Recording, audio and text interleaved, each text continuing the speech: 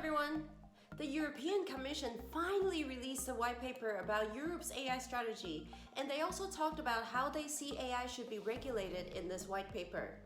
For comparison, China released their AI strategy back in 2017 when the rest of the world, including the US, was still asleep about the future impact of AI in economic growth. However, the White House also released their version in February 2019. And therefore, our distinguished guest from the European Union is a little bit fashionably late, but they have arrived at a party. A round of applause, please! EU calls this white paper Shaping Europe's Digital Future. What does it mean to us? Nothing. Well, at least not yet.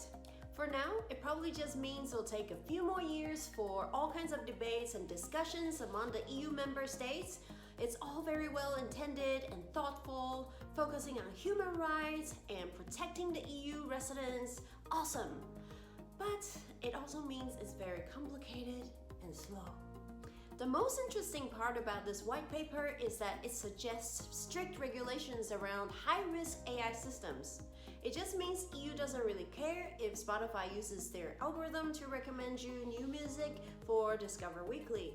What the EU member states should care about, this white paper says, is the use of data for recommending medical treatment or to make loan decisions, for example.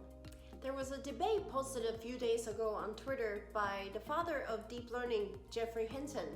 It asks, suppose you have cancer and you have to choose between a black box AI surgeon that cannot explain how it works but has a 90% cure rate and a human surgeon with an 80% cure rate. Do you want the AI surgeon to be illegal? We'll not get into explainable AI today, but it's a very interesting topic. I suggest you follow Professor Andreas Holsinger, and you can find him on human-centered.ai. As in any case in building a company, a product, a country, or the European Union, putting forward a strategy is the easy part. The EU will struggle to implement.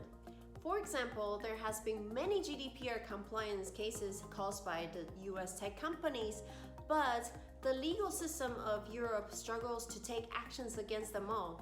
Or the fine is simply pocket change for the tech giants, so they would rather just pay and continue their way. Data ownership is obviously an important issue here. Who's supposed to own our data? Is it those companies that provide us services and products that we love and use every day?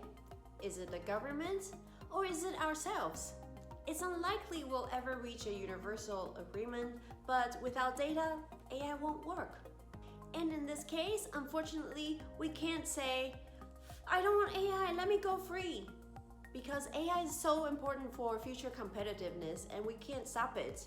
And the EU knows this. The good news is a lot of the advancement in AI comes from world-leading institutes in Europe, such as Max Planck, Fraunhofer, ETH Zurich, to name a few. Sadly, because of Brexit, the British institutes such as UCL, Oxford, or King's College are no longer part of Europe.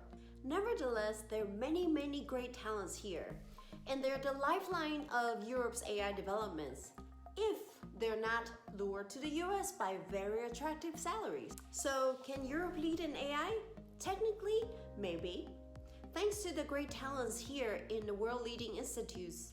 However, there's a huge gap between research and applications here in Europe, by a lot. Let's forget for a second about how complicated the regulations are, or how risk-averse the VCs and investors are here, or how conservative the companies are in adopting AI. And just because there still isn't a single digital market, Europe is losing commercially because AI won't work without data. And without a single digital market, Europe is too fragmented for economies of scale to compete with China or the US. Because now I am a resident of Europe, I'd be happy to be proven wrong. Ethically, this is where theoretically Europe can lead, but we shall see. What does it mean to lead in ethics in AI? Let me know what you think. Thanks for watching. See you next time.